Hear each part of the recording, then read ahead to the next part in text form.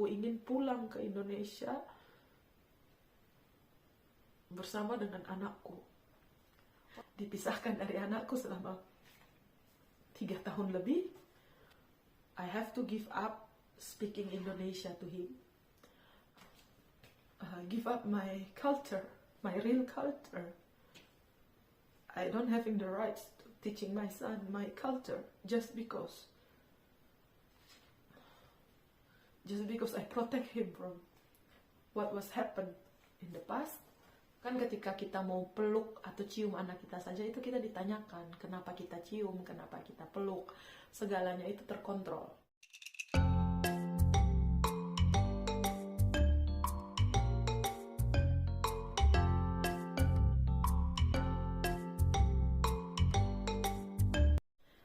Hai, salut teman, halo semuanya, apa kabar?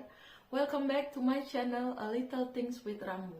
Untuk kalian semua yang baru pertama kali hadir di channel aku ini, salam kenal. Dan untuk kalian semua yang udah selalu ngikutin, baik itu ngasih support dalam bentuk like, subscribe, dan juga komen, terima kasih banget. Karena dukungan dari kalian itu benar-benar menjadi support terbesar untuk aku, untuk selalu semangat untuk ngebuat video. Teman-teman, hari ini aku mau berbagi kabar sukacita. Menurut aku sih ini kabar sukacita ya, karena ini merupakan hal yang selama beberapa tahun terakhir ini aku perjuangkan dan finally I get it. Dan aku bisa bilang aku bahagia karena menurut aku ini salah satu bentuk kemenangan. Apalagi mengingat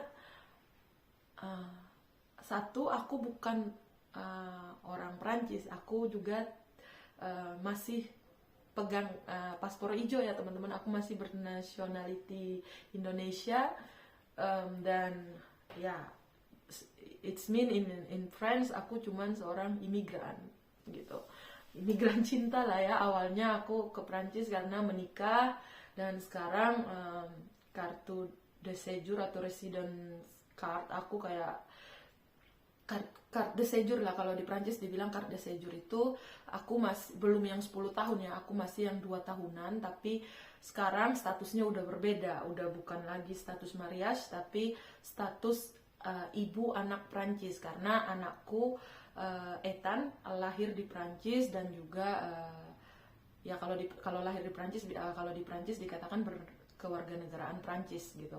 Walaupun Ethan punya affidavit juga ya, dia belum 18 tahun, which is dia juga masih ada hak untuk memeluk kewarganegaraan Indonesia. Like that, ini dia yang ini aku tunjukkan. Ini dia. Ini kalau ada teman-teman nanya ini apa? Ini merupakan keputusan pengadilan terbaru. Keputusan dari JAF, kalau di Prancis itu kita sebutnya JAF atau Justice des Affaires Familiales. Jadi ini kayak ngatur untuk perpisahan dan lain-lain gitu, tapi keputusan yang ada di tangan aku ini berprioritas atau berfokus kepada hak asuh anak, dan which is this is my priority, okay? Ini adalah hal yang betul-betul aku pergumulkan selama beberapa tahun ke belakang. Finally I get it.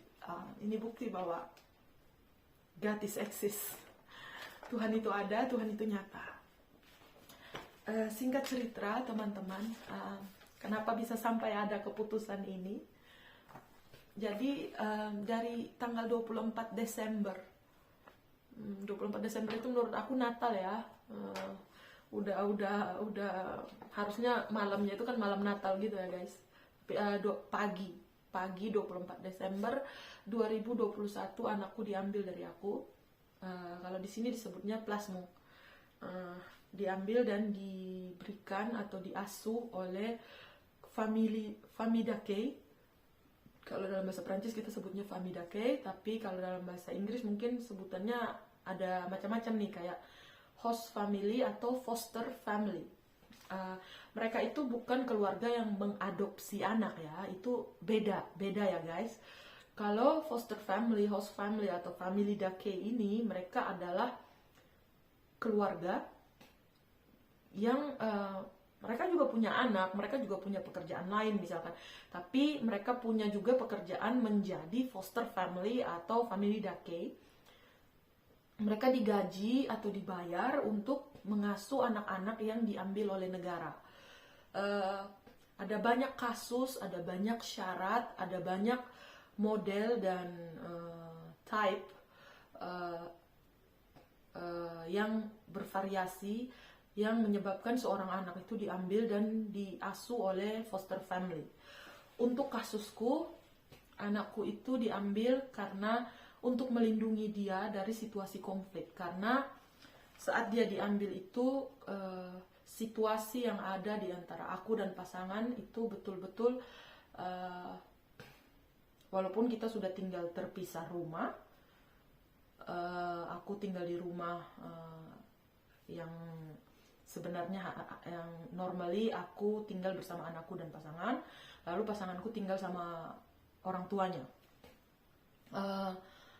Tapi walaupun sudah tinggal terpisah, ternyata konflik itu terus datang, dan anakku diambil untuk dijauhkan dari situasi konflik yang mana dapat berpengaruh sangat buruk kepada perkembangan mental, perkembangan psikologis anakku, karena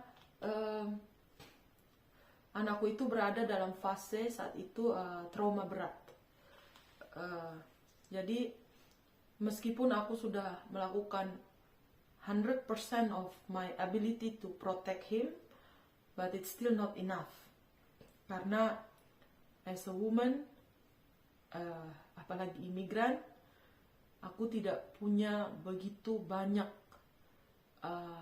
kekuatan atau daya untuk melindungi anakku dari berbagai macam hal, apalagi ketika itu sudah menyangkut atau mengatasnamakan hak parentality.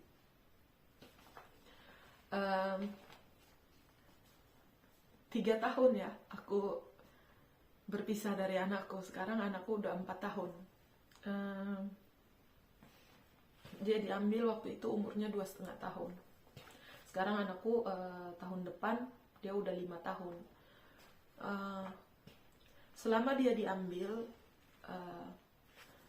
keputusan pertama waktu dia diambil itu, keputusannya itu merupakan keputusan emergency, darurat, yang mana menetapkan dia harus dipisahkan dan tinggal sama family dake ini selama 6 bulan. Aku sempat berpikir bahwa setelah 6 bulan dia akan dikembalikan ke aku. Ternyata keputusan itu diperpanjang lagi, bukan lagi 6 bulan, tapi diperpanjang menjadi 9 bulan. Itu keputusan kedua, berarti 9 bulan. Lalu ada keputusan ketiga, 9 bulan lagi. Jadi totalnya ya 3 tahun, hampir 3 tahun. Karena anakku 2,5 tahun, sekarang dia 4,5 tahun masih sama keluarga dake. Walaupun dia diambil seperti itu, aku dan pasangan secara terpisah mendapatkan hak kami untuk menjenguk anak kami, melihat anak kami. Jadi, tapi tidak bersama-sama ya, aku tidak datang bersama-sama dengan pasangan begitu. Aku misalkan hari jadwal aku ketemu anakku mungkin di hari Senin, berarti yang satunya mungkin I don't know, mungkin hari Kamis, hari Jumat, aku nggak tahu karena jadwal harinya itu selalu berubah-ubah. Cuman sekarang semakin kesini semakin kalau untuk aku lebih ke selalu di hari Rabu gitu. Sedikit cerita, selama anakku di plasmo ini maksudnya selama dia tinggal sama keluarga asuh ya teman-teman. Anakku itu berkembang dengan sangat baik.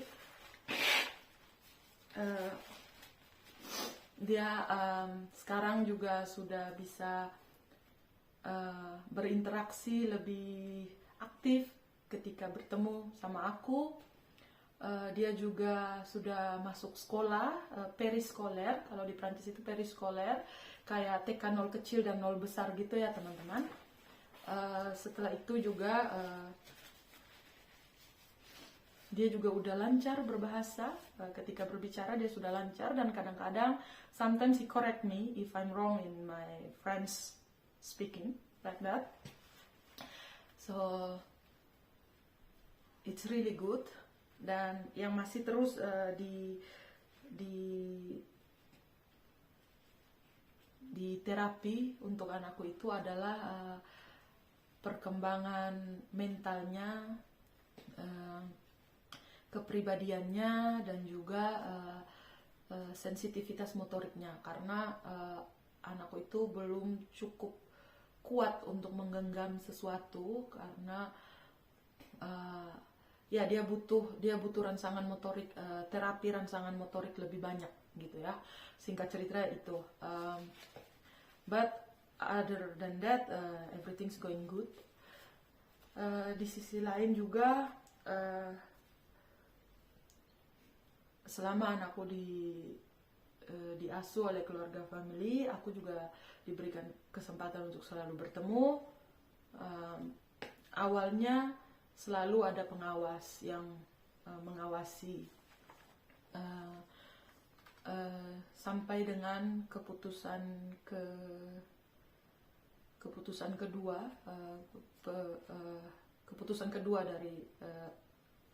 dari deplasornya anakku itu masih terus dijaga terus sama orang yang mengawasi ya, disebutnya edukator atau edukatris.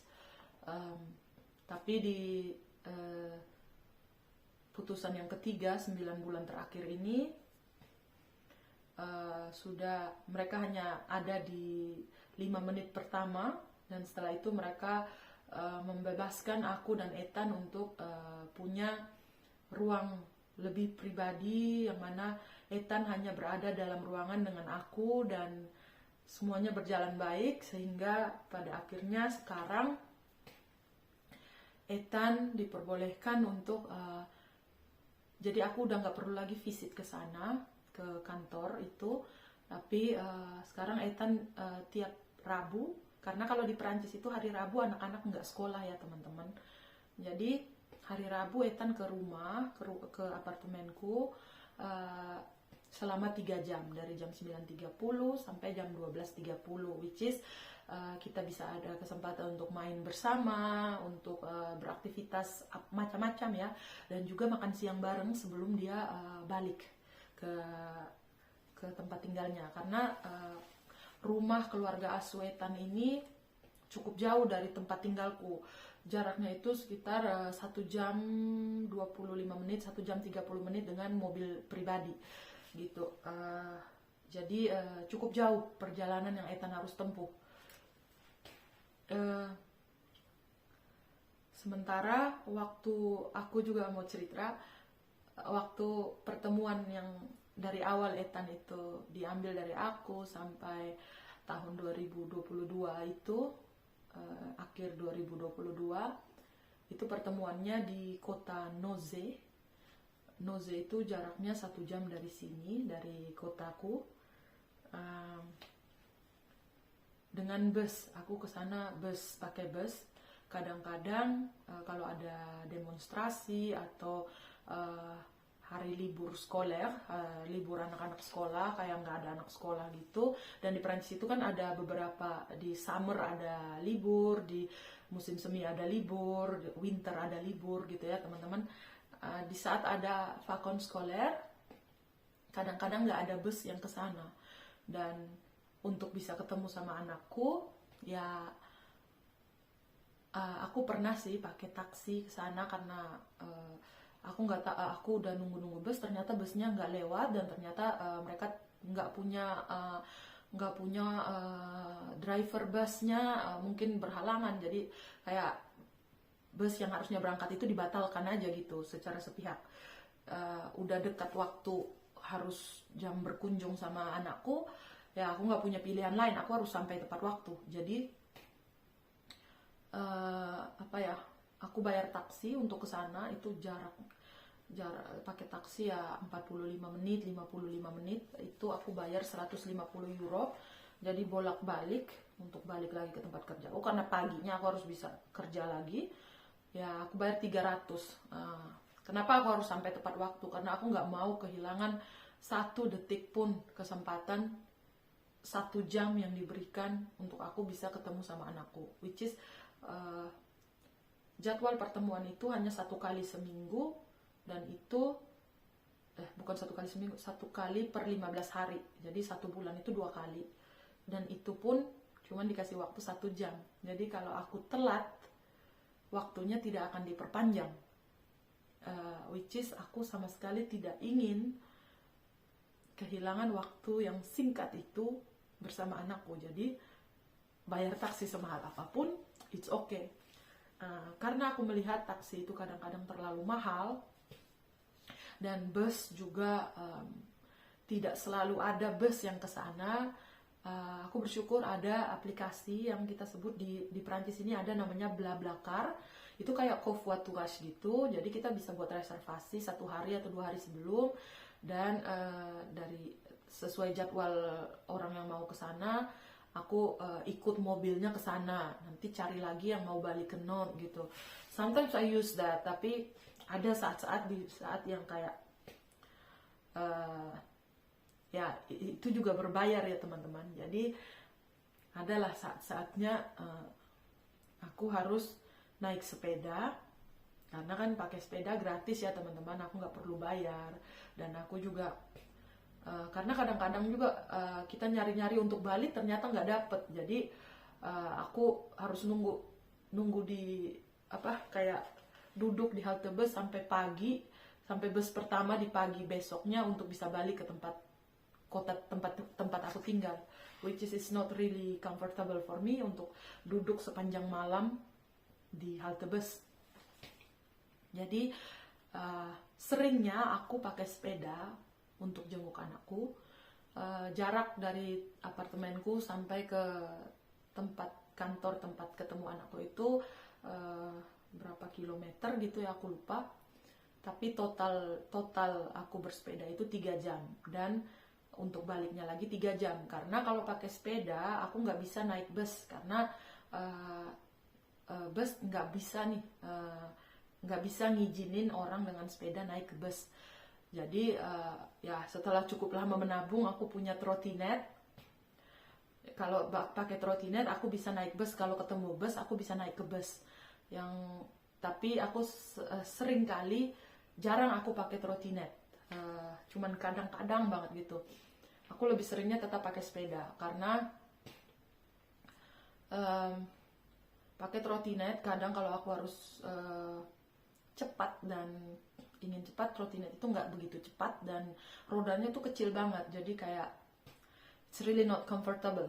Aku lebih comfortable with sepeda 3 jam lalu pulang, jadi totalnya itu 6 jam.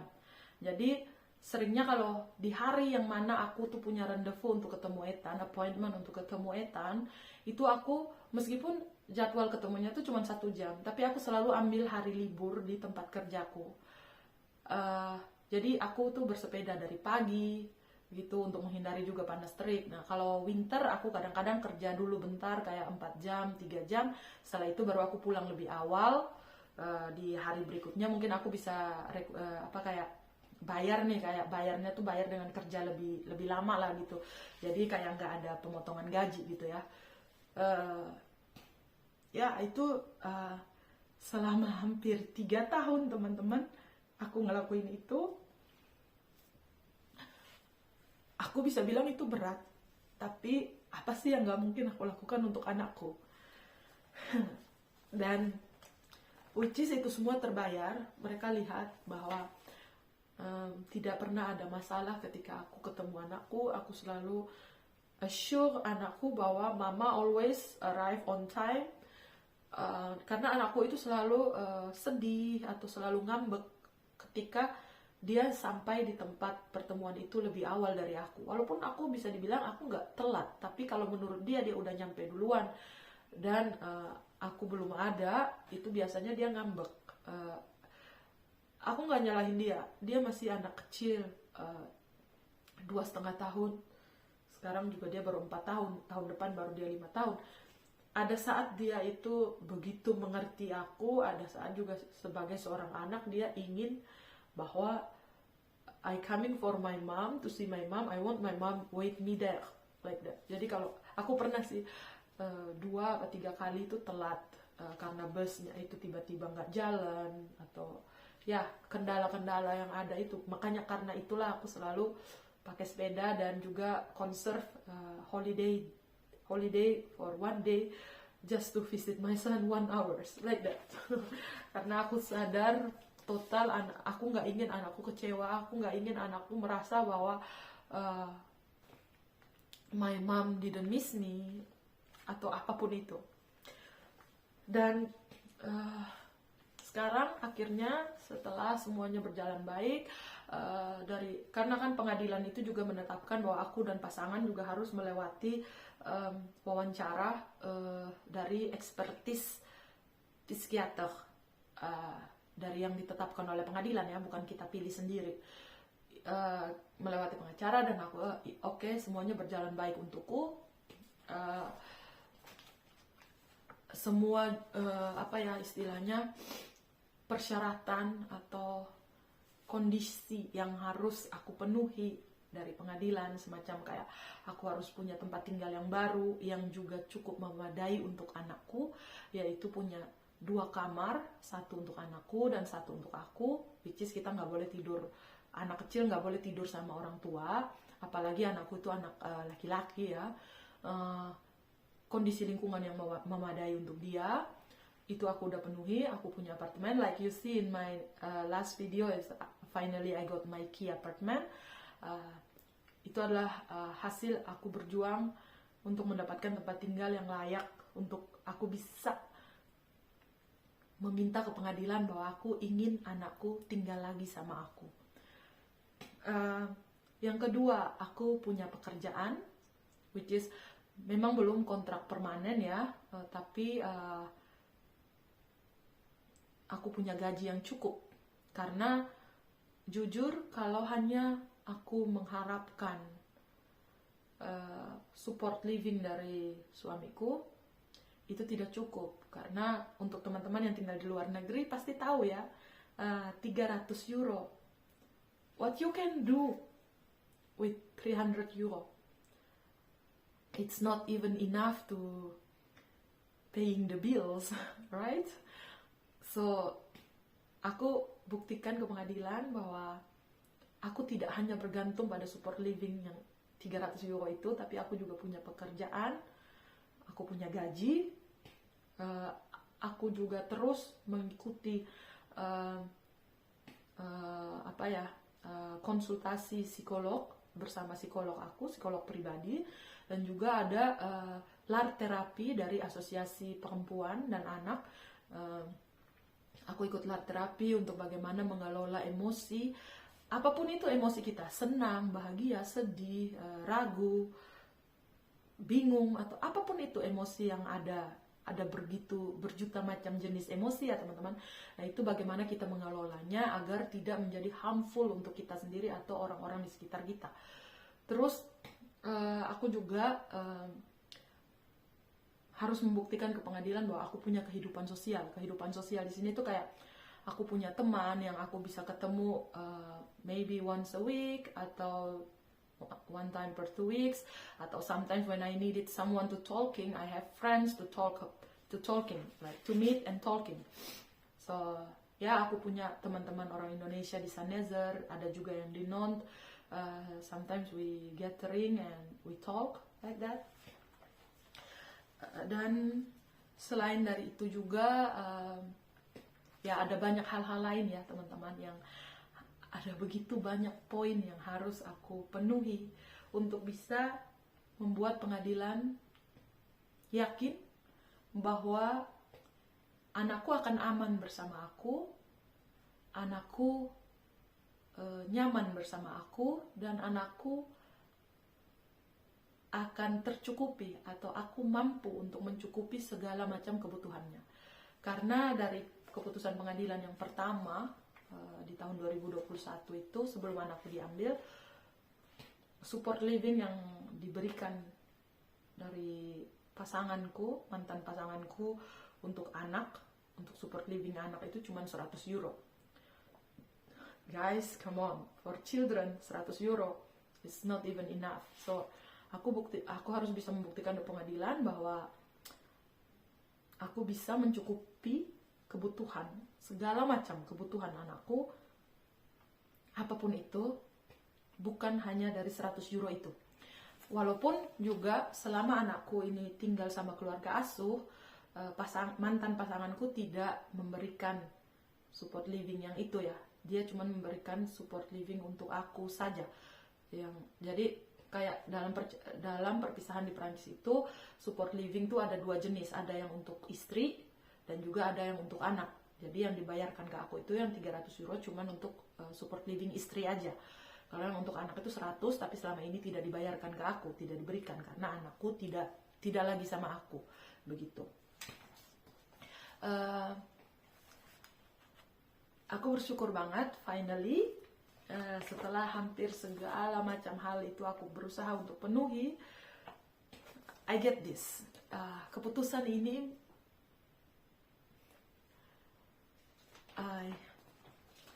aku nggak bisa berkata apa-apa lagi ya, karena intinya dari keputusan ini mengatakan bahwa mulai tahun depan anakku akan tinggal atau dikembalikan kepada aku 100% secara permanen. Dia akan berada di bawah tanggung jawab aku secara total, dan ayahnya akan juga diberikan kesempatan untuk ketemu anaknya di setiap 15 hari sekali, satu kali per 2 minggu ya,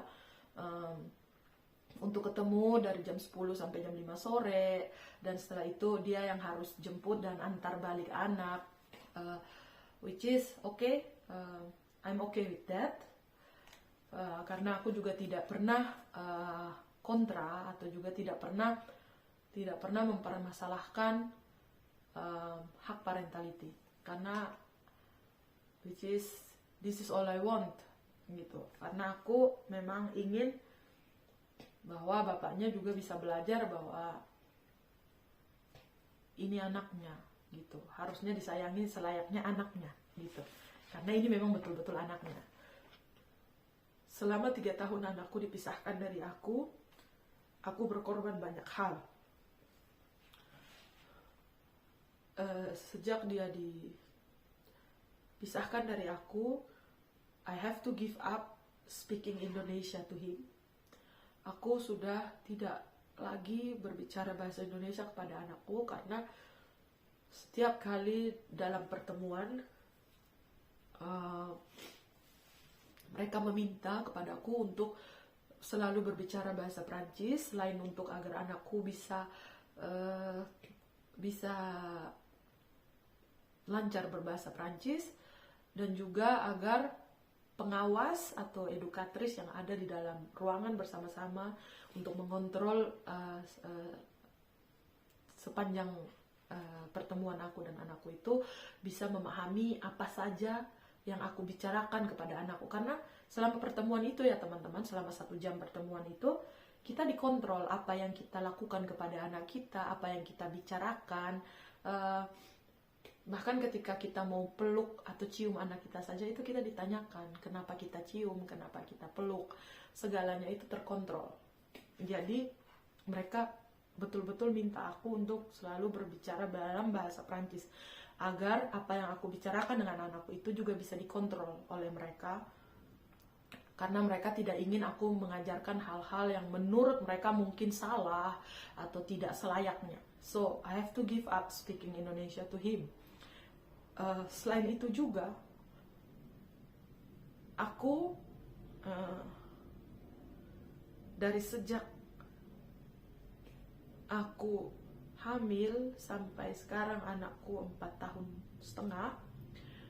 aku belum pernah pulang ke Indonesia. Bukan karena aku tidak bisa pulang, tapi karena aku tidak ingin pulang kalau aku pulang sendiri. Aku ingin anakku pulang bersama-sama dengan aku, walaupun hanya untuk libur. Itu belum pernah terjadi ya. itu juga menjadi alasan ketiga bahwa sejak anakku lahir sampai dengan saat ini dia berumur 4,5 tahun, tahun depan dia udah 5 tahun, orang tuaku di Indonesia, saudara-saudaraku belum pernah melihat anakku secara langsung. Aku mengirimkan foto, aku mengirimkan video, but it's never the same with the feeling when you meet your family in real. Dan itu menjadi salah satu kerinduan aku. Aku ingin pulang ke Indonesia bersama dengan anakku. Walau cuma untuk libur 2 minggu, 3 minggu. Dan ini masih menjadi pergumulan aku ya teman-teman, agar suatu saat bisa diizinkan oleh pengadilan, dan juga maksudnya pengadilan tuh bisa memberikan izin yang mana mewajibkan suamiku harus menandatangani surat izin. Karena untuk anak-anak multinasional kayak anakku itu, kalau kita naik pesawat atau pulang harus ada tanda tangan surat izin dari salah satu orang tuanya. Jadi kayak kalau dia jalannya sama aku, berarti pasanganku harus tanda tanganin surat izin. Kalau dia jalan sama bapaknya naik pesawat kemana, aku harus tanda tangan surat izin. Which is aku sangat berharap dia bisa punya itikat baik untuk mengizinkan aku bawa pulang anakku ke Indonesia walaupun cuma 2 atau 3 minggu, which is it's already more than enough. Karena aku sangat ingin pulang ke Indonesia bersama anakku. Selain itu juga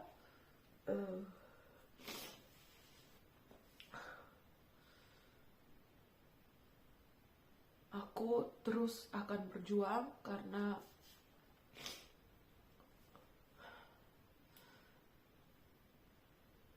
ada banyak hal yang aku ingin lakukan bersama dengan anakku, which is masih sangat terbatas dari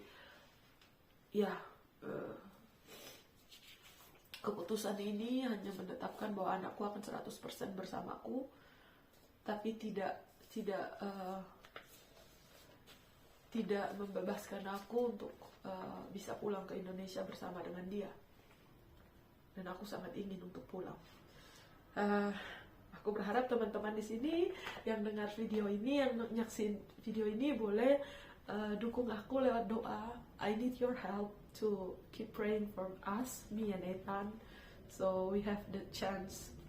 Tapi kalaupun mungkin Tuhan berkata lain, I don't get that authorization, and aku harus nunggu sampai anakku cukup dewasa, di saat dia bisa bertindak dan memilih tanpa dia sudah tidak membutuhkan izin dari orang tua yang satunya, which is dia sudah dewasa, 17 tahun nantinya. Then I gonna wait until that time. Aku percaya Tuhan ada, aku percaya Tuhan itu ajaib. Aku masih berharap aku bisa pulang dalam waktu dekat. Aku sangat ingin pulang dalam waktu dekat. Karena akan sangat tidak adil ketika situasi ini bukan kesalahan dari anakku, bukan kesalahan dari aku. Yang aku lakukan selama ini hanyalah keluar dari pernikahan yang toksik. Yang aku lakukan hanyalah untuk melindungi anakku, menyelamatkan nyawa anakku. Tapi ini harga yang harus aku bayar. Dipisahkan dari anakku selama 3 tahun lebih. Give up my culture, my real culture. I don't having the rights to teaching my son my culture just because I protect him from what was happened in the past, which is it's really not worth it. Sangat tidak adil. Kenapa aku bilang tidak adil? Aku menyelamatkan anakku karena selama dalam tinggal bersama aku dan ayahnya, mantan suamiku, ini anak kandungnya bisa ditampar dengan sangat keras ketika dia menangis. Saat itu aku ingat, masih sangat jelas di pikiranku ya teman-teman. Anakku ditampar saat dia berusia 5 bulan. 5 bulan. Seorang bayi yang masih merah menangis karena saat itu dia punya kolik. You know guys, kolik. Bayi akan menangis sepanjang hari. I try everything. Even aku saat itu, aku ingat jelas dan tidak akan pernah lupa. Aku bahkan tidak mandi. Aku bahkan tidak makan. Hanya untuk menenangkan anakku yang menangis sepanjang hari. Tentu aku sangat lelah. Aku minta tolong pegang anak ini sebentar saja agar aku bisa makan. Karena dengan aku makan, aku punya lagi cukup tenaga dan ASI untuk diberikan kepada anakku. Tapi tamparan itu bukan datang ke aku. Tamparan itu melayang di pipi anakku berumur 5 bulan. Hanya karena dia terus menangis. Dan tamparan itu adalah untuk berkata kepada anakku, diam. Which is dia seorang bayi. Dia tidak mengerti apa-apa. Kita ingin dia diam, kita ingin dia tenang, kita tenangkan dia dalam pelukan. Menampar seorang bayi hanya akan membuat dia menangis lebih keras. Dan itu bukan sesuatu yang aku harapkan akan terjadi. Bahkan tidak pernah terbayangkan bahwa anakku akan mendapatkan hal itu dari ayah kandungnya sendiri. Ada banyak hal-hal lain yang terjadi, which is, kalau aku tidak keluar dari pernikahanku, mungkin nyawa anakku yang akan melayang. Karena apapun yang terjadi selama kita tinggal bersama, aku memang tidak pernah, hampir tidak pernah dipukul. Tapi setiap hal yang membuat pasanganku marah, maka itu akan dilampiaskan kepada anakku. Dan saat itu anakku sudah menerima kekerasan itu mulai dari umur 5 bulan. Bukan 5 tahun, 5 bulan. Dan harga yang harus aku bayar untuk menyelamatkan anakku, untuk melindungi anakku, dan juga melindungi diriku, adalah terpisah dari anakku sejak anakku berumur 2,5 tahun sampai saat ini dia 4 tahun.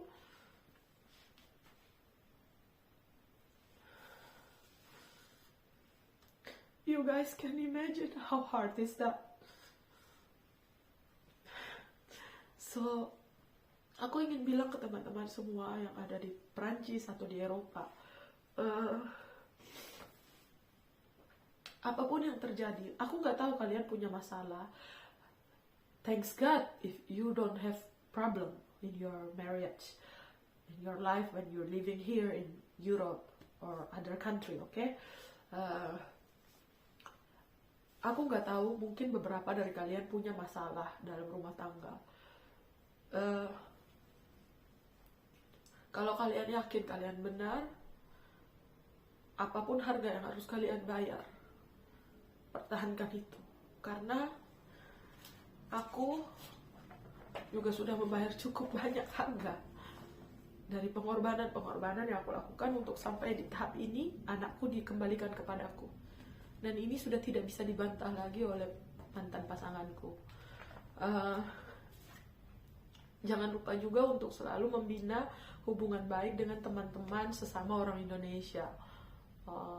Mungkin kalau mereka takut untuk bersaksi untuk kalian, akan ada bantuan lain. Misalkan mereka bisa saling mendoakan, atau kalian bisa curhat kapan saja kalian butuh. Karena ketika kalian berada dalam masalah, atau ketika kita berada dalam masalah, sometimes yang kita butuhkan bukan apa-apa selain hanya ingin bisa bercerita kepada seseorang yang bersedia untuk mendengar. Itu saja. Selalu simpan paspor kalian, paspor anak-anak kalian di tempat yang aman dan juga tidak mudah untuk ditemukan.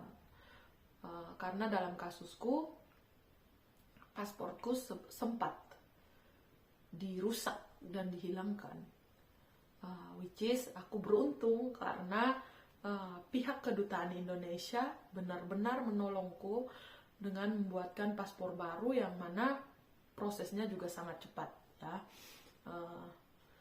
Ya itu, jaga paspor kalian, itu identitas kalian selama di Prancis, itu kekuatan kalian. Apapun yang terjadi, misalnya kalian ingin lari, kalian butuh paspor kalian juga kan, gitu.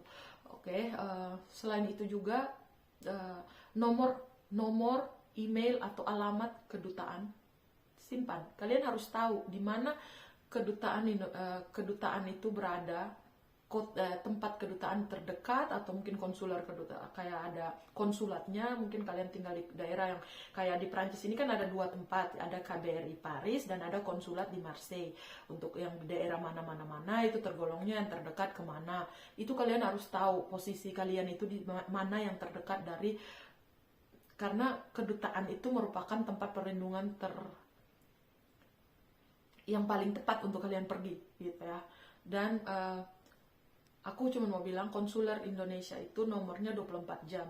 Bahkan mereka betul-betul juga mendukung aku. Sometimes I lost contact, I don't contact them to just give a news, but they call me all the time to say, halo Bu Rambu, apa kabar? Ada banyak sekali bentuk-bentuk support yang bisa kalian dapatkan. Karena itu bina selalu hubungan baik dengan teman-teman orang Indonesia, dan juga ketahui di mana kedutaan kalian berada, kedutaan Indonesia atau kedutaan negara kalian yang terdekat dari daerah kalian. Selain itu, nomor kepolisian, nomor asosiasi kalian juga perlu tahu, atau nomor rumah sakit, which is really important, okay? Selain itu juga ya aku berharap kalian nggak mengalami hal-hal yang seperti aku, ya teman-teman. Aku cuma ingin kalian tahu bahwa sometimes apa yang kalian dengar dari orang lain itu bukan hal yang sebenarnya.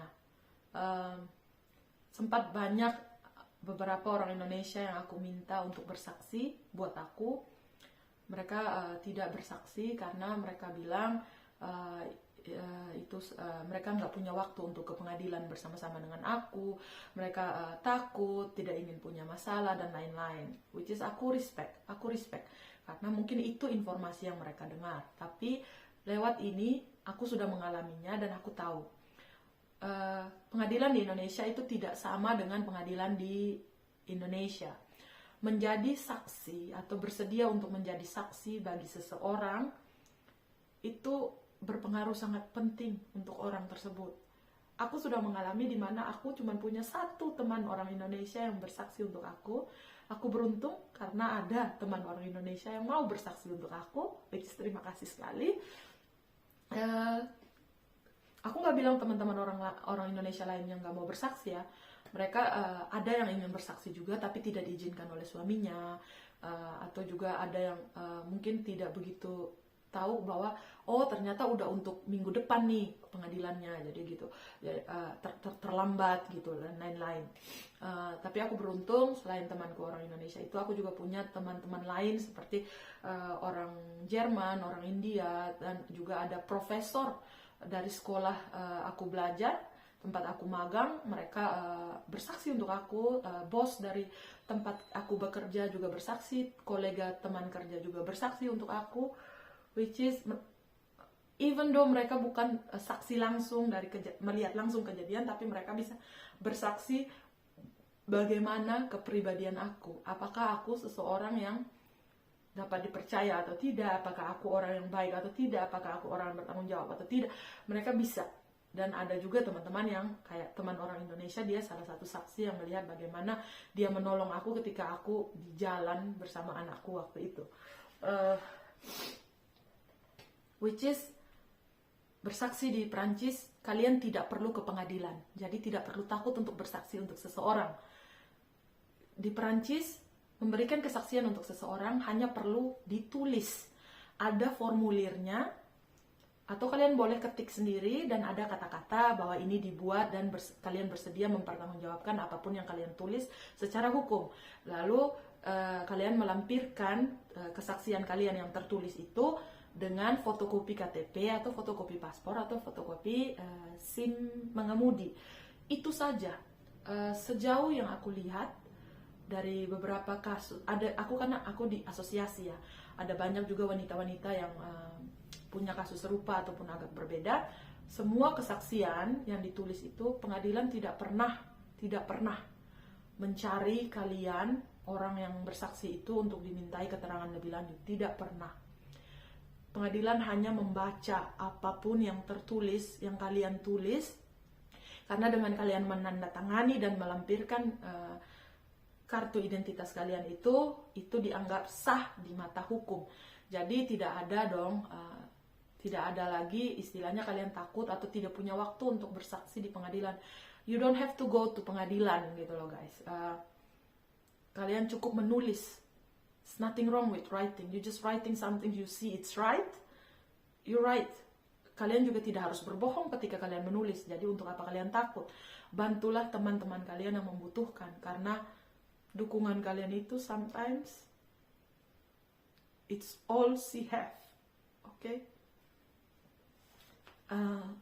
Yang terakhir, selain dari untuk bersaksi, bahwa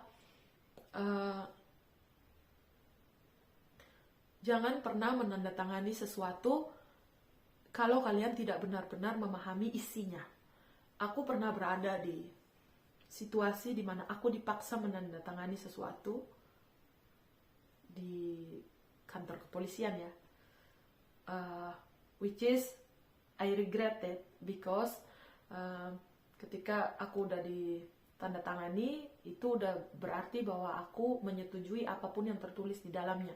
Sementara di saat aku menandatangani itu aku tidak betul-betul paham apa yang ada tertulis di dalamnya. Ini sebenarnya semacam sabotase ya. Sebelum hari pengadilan aku disuruh tanda tangan gitu, dan ketika aku bilang aku ingin sebelum ke kantor polisi itu aku ingin ketemu pengacaraku dulu, mereka bilang no don't call your lawyer etc. Jadi agak dibundir gitu ya guys ya.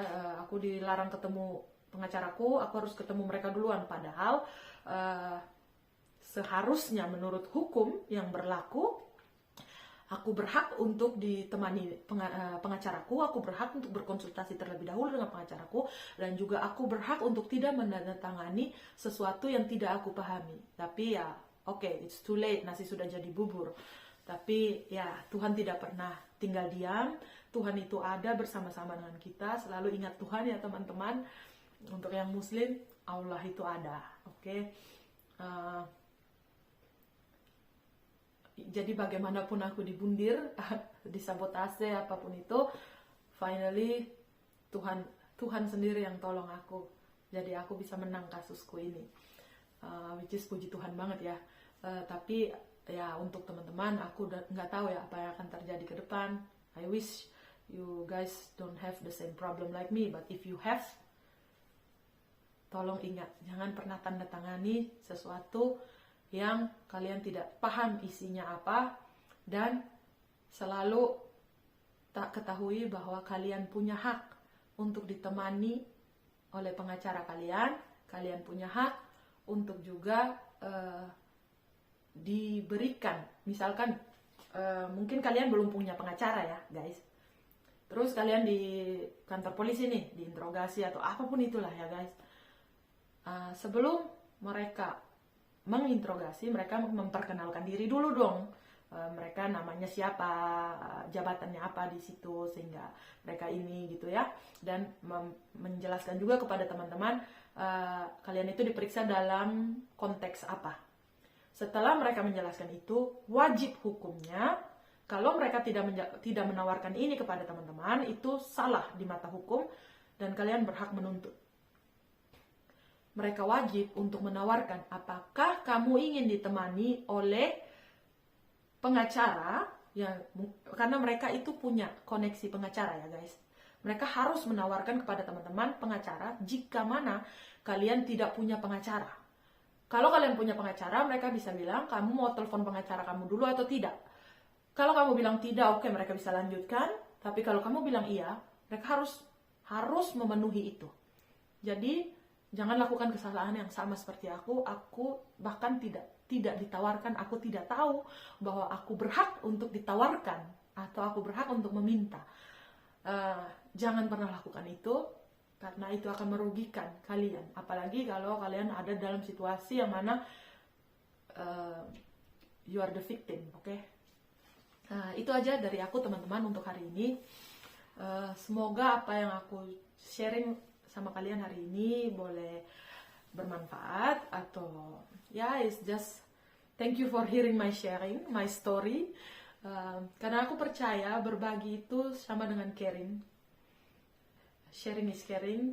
Aku percaya jika bukan sekarang, mungkin suatu saat video aku ini akan menjadi bantuan untuk orang lain.